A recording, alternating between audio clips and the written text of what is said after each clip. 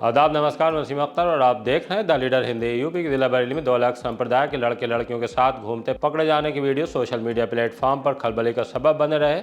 एक मामला भोजीपुरा थाने के इलाके से सामने आया जिसमें पुलिस ने FIR लिख ली है, लेकिन दूसरे मामले में कैंट पुलिस छानबीन कर रही है। इसमें जिला बदर किए जा चुके ऋषभ ठाकुर का नाम भी सामने आया है, जो वीडियो में एक युवक को पीटते हुए दिखाई दे रहा है। उसके खिलाफ ठिरिया के चेयरमैन और पार्षदों ने कार्रवाई की मांग उठाई है।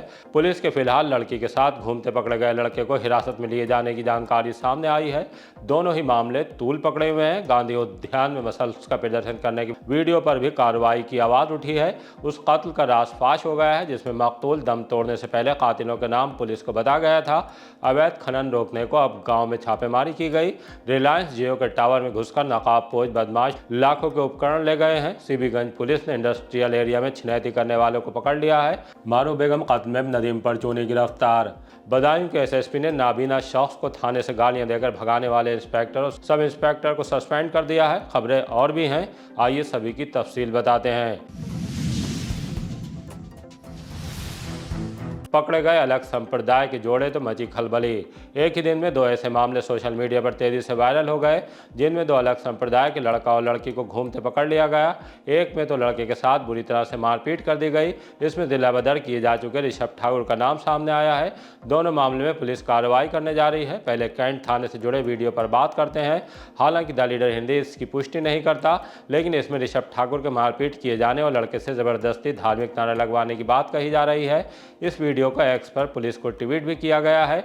मामले में थाना पुलिस को जांच के लिए कह दिया गया है। जिस लड़के से मारपीट की गई है वो ठिरिया निजावत खां के एक वार्ड का रहने वाला बताया जा रहा है। ठिरिया निजावत खां के चेयरमैन इमरान खान का कहना है कि पुलिस ने उसी लड़के को पकड़ लिया है जिसे पीटा गया था तब, जबकि उसके साथ मौजूद लड़की के घर वालों ने लिखकर भी दे दिया है कि वो कार्रवाई नहीं चाहते। खैर, हमने इस मामले को लेकर कैंट इंस्पेक्टर से बात की तो उनसे अभी फोन पर संपर्क नहीं हो सका है। ठिरिया के चेयरमैन और वहाँ के पार्षद सालिम खान का कहना है कि इस मामले को लेकर पुलिस अफसरों से मिलकर कार्रवाई की मांग करेंगे। इस बीच खबर यह भी आ रही है कि कैंट पुलिस ने ऋषभ ठाकुर को गिरफ्तार कर लिया है। दूसरी तरफ भोजीपुरा पुलिस ने बुर्खा नशीन लड़कियों के साथ दिखने वाले अरविंद यादव निवासी ग्राम मांडा की तरफ से 5-6 अज्ञात पर मुकदमा दर्ज कर लिया है। अब वायरल वीडियो के आधार पर उनकी पहचान की जाएगी। वीडियो में कुछ लोग बुर्खा वाली युवतियों के दूसरे संप्रदाय के लड़के के साथ घूमने पर कड़े शब्दों में एतराज जता रहे हैं। स्कूटी से उतारकर उसका नाम पूछते दिख रहे हैं। द लीडर हिंदी के पूछने पर भोजीपुरा के थाना प्रभारी ने बताया कि FIR लिख ली है। अज्ञात की पहचान के बाद उनकी गिरफ्तारी होगी। गांधी उद्यान में मसल दिखाते फंसा जिम संचालक। शहर के सबसे बड़े पार्क गांधी उद्यान में शर्ट उतारकर मसल दिखाने का एक वीडियो वायरल हो रहा है। उसे लेकर X पर बरेली पुलिस को टैग भी किया गया है।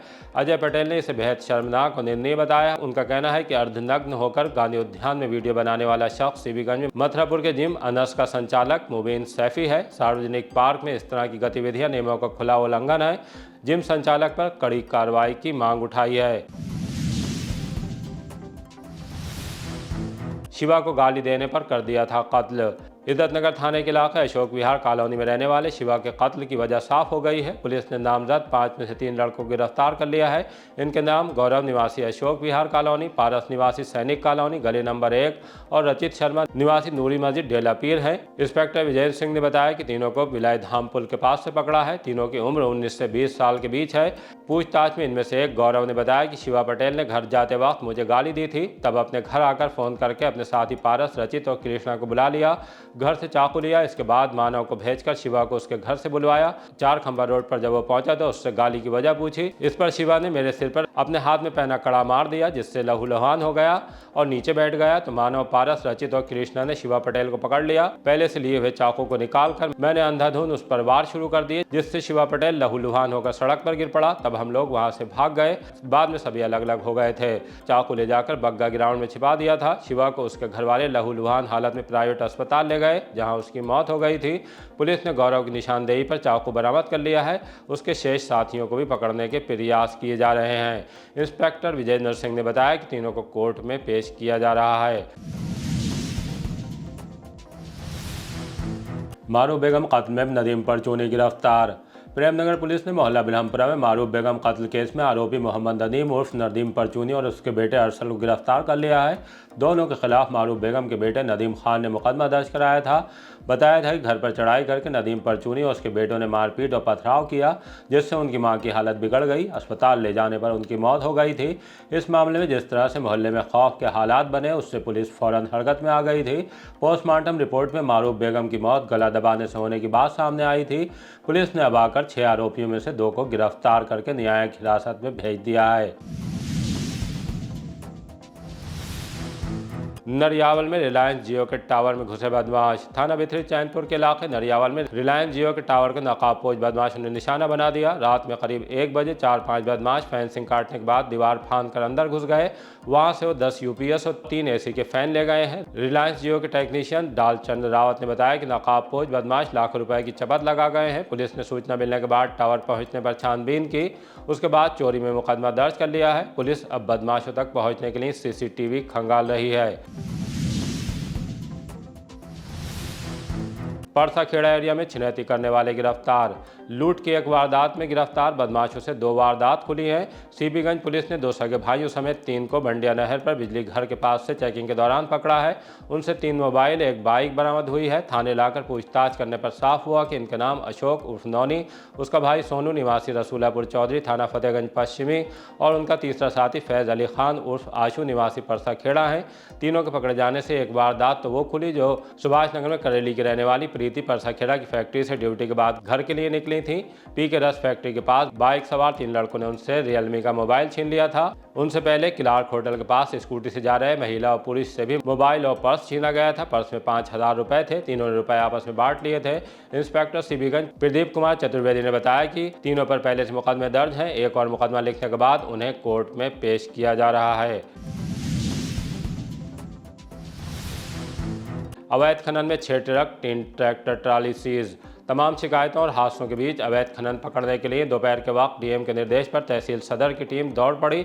सीबीगंज के गांव रोठा में छापा मारा। अवैध खनन करते हुए 3 ट्रैक्टर ट्राली को मैं मिट्टी भरे पकड़ लिया। खान अधिकारी ने तीनों ट्रैक्टर ट्रालियों को थाना प्रभारी की सुपुर्दगी में दे दिया। उसके बाद लेखपाल से जांच कराई गई कि खनन किन किन किसानों के खेत से किया जा रहा है।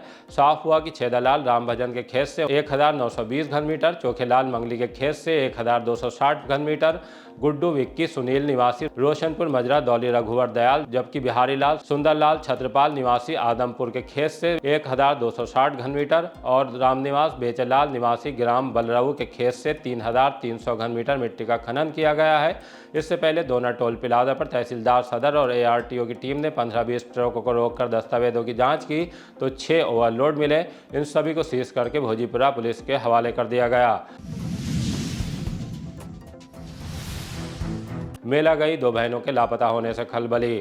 थाना बारादरी के इलाके गंगापुर से 2 सगी बहनें लापता हो गई हैं। एक का नाम रिद्धिमा 10 साल और दूसरी का महिमा 7 साल है। उनकी मां नेहा पत्नी राहुल गंगवार निवासी गंगापुर ने बताया कि वो सिकलापुर में मेला देखने के लिए घर से निकली थी। काफी तलाशने के बाद दोनों बहनों का कुछ पता नहीं लग सका। इसके बाद उन्होंने पुलिस को सूचना दी।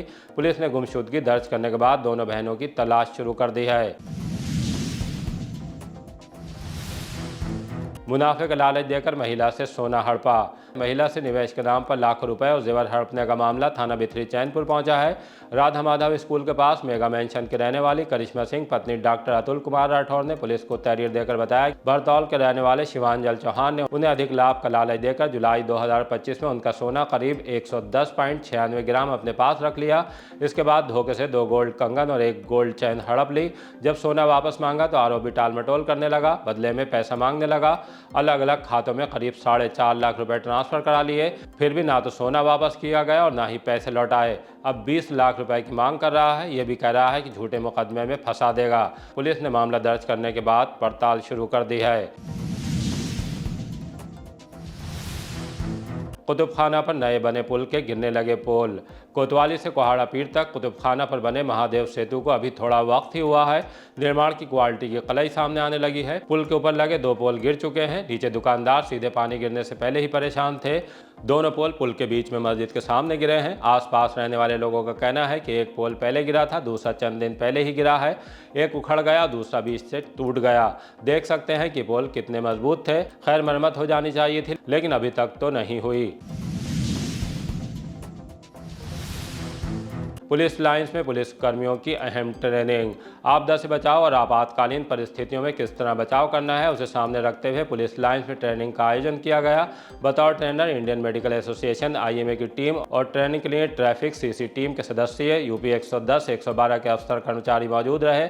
प्राथमिक उपचार CPR, दुर्घटना की स्थिति में त्वरित सहायता, आपदा प्रबंधन और आपदा कहानियों की व्यावहारिक जानकारी प्रदान की गई। इस मौके पर SP traffic Mohammad Akmal Khan, IMA अध्यक्ष डॉक्टर अतुल श्रीवास्तव, सेक्रेटरी अंशु अग्रवाल, नागरिक सुरक्षा कोर के assistant deputy controller Pramod Kumar Dagar, divisional warden Dinesh Kumar Yadav वगैरह मौजूद रहे। SP ट्रैफिक ने उम्मीद जताई कि इस ट्रेनिंग से पुलिस कर्मियों की आपातकालीन परिस्थितियों में त्वरित प्रतिक्रिया एवं जनसेवा क्षमता में इजाफा होगा।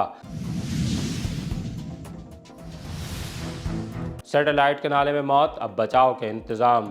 नाले के खुले डिप में सैटेलाइट के पास ड्राइवर की मौत का हल्ला मचने के बाद अब बचाव के इंतजाम किए जा रहे हैं। नगर निगम ने बगैर रोक वाले खतरनाक नालों पर लोहे के एंगल लगाने का काम शुरू करा दिया है। फिलहाल इस तरह का काम दलील हिंदी की टीम को पुराना शहर में सतीपुर में कब्रिस्तान के पास होता मिला। इस बीच सैटेलाइट के नाले में हादसे को लेकर नगर आयुक्त संजीव कुमार मौर्य जांच भी करा रहे हैं। लापरवाही को लेकर जांच के बाद कार्रवाई तय मानी जा रही है। दरगाह आला हजरत पर मनाया गया यौम रज़ा। दरगाह आला हजरत पर फाजिल बरेलवी इमाम अहमद रज़ा खान आला हजरत का 175वां यौम रज़ा यौम पदाई दरगाह प्रमुख मौलाना सुभान रज़ा खान सुभानी मियाँ की सरपरस्ती और सज्जादा नशीन मुफ्ती मोहम्मद एहसन रज़ा कादरी एहसन मियाँ की सदारत में मनाया गया, जिसमें उलमा शोरा समेत अक़ीदतमंदों ने शिरकत की। देर रात सज्जादा नशीन मुफ्ती एहसन मियाँ ने दरगाह पर गुलपोशी और फातिहा ख्वानी की। इसके बाद सभी को दरगाह में रखे तबरुकात की ज़ियारत कराई। महफिल का आगाज़ तिलावत कुरान पाक से किया गया। नात ख्वां आसिम नूरी व मुर्तज़ा अज़हरी ने नात और मनक़बत का नजराना पेश किया। मुफ्ती एहसन मियाँ ने आला हज़रत की ज़िंदगी पर रोशनी डाली। दरगाह की मीडिया प्रभारी नासिर कुरैशी ने बताया कि आखिर में मुफ्ती ज़ईम रज़ा व मौलाना जाहिद रज़ा ने फातिहा पढ़ी। सज्जादा नशीन की दुआ के बाद लंगर का एहतिमाम किया गया। राष्ट्रीय सीनियर महिला हैंडबॉल प्रतियोगिता 30 से। जिले को एक बार फिर 54वीं राष्ट्रीय महिला हैंडबॉल प्रतियोगिता की मेज़बानी का मौका मिला है। कल यानी 30 मार्च से होने वाली प्रतियोगिता की तैयारियां शुरू कर दी गई हैं। इसे लेकर उत्तर प्रदेश ओलंपिक संघ के महासचिव एवं हैंडबॉल एसोसिएशन ऑफ इंडिया के कार्यकारी अध्यक्ष डॉक्टर आनंदेश्वर पांडे ने प्रेस कॉन्फ्रेंस की। यह वन राज्य मंत्री डॉक्टर अरुण कुमार भी पहुंचे। कार्यक्रम संयोजक एवं जिला ओलंपिक संघ के वरिष्ठ उपाध्यक्ष मुकेश गुप्ता भी मौजूद रहे। आइए सुनवाते हैं कि प्रतियोगिता को लेकर क्या जानकारी दी गई है। हमें इस बात की बड़ी खुशी है कि बरेली के अंदर 54th सीनियर महिला राष्ट्रीय हैंडबॉल टूर्नामेंट बरेली की मुकेश गुप्ता जी की यूनिवर्सिटी में फ्यूचर ग्रुप ऑफ यूनिवर्सिटी के अंदर आयोजित हो रहा है। और इस बात के लिए मैं हमारे आशीष गुप्ता जी जो अध्यक्ष जिला ओलंपिक संघ के हैं उनको भी बधाई दूंगा और जिला ओलंपिक संघ के सभी सदस्यों को बधाई दूंगा कि बरेली के अंदर 54th सीनियर महिला राष्ट्रीय हैंडबॉल टूर्नामेंट आयोजित कर रहे हैं। और इसी में से नेशनल लेवल की टीम हमारी सेलेक्ट होगी, जो अपने आप में एक बड़ी बात है। आजकल खेलों का भी कम महत्व नहीं है। खेलों पे महत्व के लिए हमारे प्रधानमंत्री आदरणीय मोदी जी, हमारे मुख्यमंत्री योगी जी बहुत जोर देते हैं और खेल हमको फिट रखते हैं और फिट रहना बहुत ज़रूरी है। जो फिट है वही हिट है and sports keeps us fit. और हम तो ये चाहते हैं शुरू से हमारे बच्चे इसमें खूब आगे आएँ। हमारी प्रदेश सरकार गजटेड ऑफिसर और नॉन गजटेड खेलों को विशेष प्रोत्साहन देने के लिए जो लोग ओलंपिक में जाते हैं या इंटरनेशनल में जाते हैं या नेशनल में खेलते हैं उनको कैश अवार्ड के साथ साथ उनको नौकरी भी दे रही है। इस बात के लिए मैं अपने प्रदेश सरकार की बहुत बहुत प्रसन्नता व्यक्त करते हुए उन्हें ये कहूँगा कि वो बहुत अच्छा काम कर रहे हैं। Anandeshwar Pandey, executive director handball association of India. इसमें कुल 28 टीमें आ रही हैं। आंध्र प्रदेश, हरियाणा, झारखंड, उत्तर प्रदेश, मणिपुर, कर्नाटक, उत्तराखंड, केरल, गुजरात, उड़ीसा, बिहार, लक्षद्वीप, दिल्ली, हिमाचल प्रदेश, मध्य प्रदेश, तमिलनाडु, जम्मू कश्मीर, महाराष्ट्र, तेलंगाना, पश्चिम बंगाल, पंजाब, छत्तीसगढ़, पांडिचेरी, राजस्थान, चंडीगढ़, दीव दमन, असम, सिक्किम। ये प्रतियोगिता नेशनल चैंपियनशिप जो होती है ये ऑफिशियली चैंपियनशिप होती है जिसमें खिलाड़ियों को ग्रेडिंग मिलती है। इसी से वो नौकरी पाते हैं, इसी से वो इंटरनेशनल लेवल पर इनका सिलेक्शन होता है।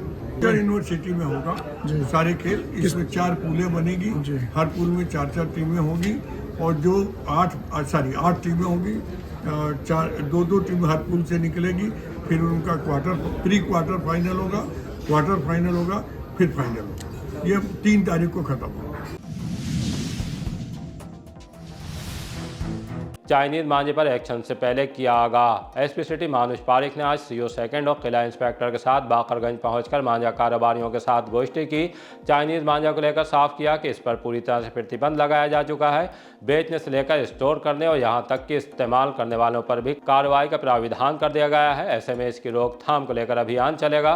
पकड़े जाने पर कड़ी कार्रवाई अमल में लाई जाएगी। आइए आपको उनकी पूरी बात सुनवाते हैं। श्रीमान वरिष्ठ पुलिस अधीक्षक जनपद बरेली के निर्देशन में ये चाइनीज मांझे के खिलाफ अभियान चलाया जा रहा है, जिसमें कि आज एक जागरूकता गोष्ठी बाकरगंज थाना किला में आयोजित की गई, जिसमें काफ़ी अच्छी संख्या में जो मांझे से संबंधित कारीगर हैं और जो व्यापारी हैं तो यहाँ पर सम्मिलित हुए। उनके साथ में चर्चा की गई कि किस प्रकार से जो अवैध मांझा है, चाइनीज़ मांझा है, इसके ऊपर कैसे रोक लगाई जाए।